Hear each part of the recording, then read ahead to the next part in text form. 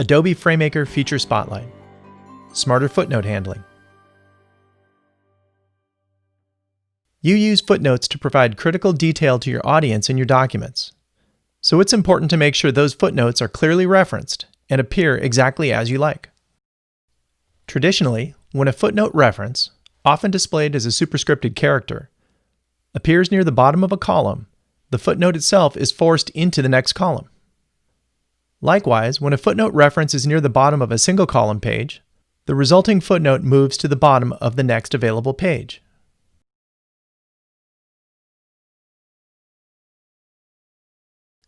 If you'd prefer to see the reference and the footnote appear on the same page or column, in the latest release of FrameMaker, we've given you the additional option in Footnote Properties of keeping the footnotes and their references in the same column or page.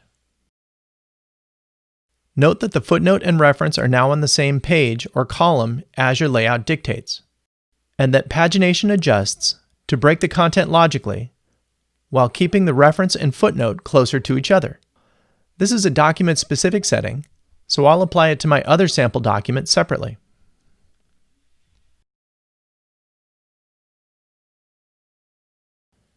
More intuitive footnote behavior is just another example of how FrameMaker helps you quickly create and manage your content.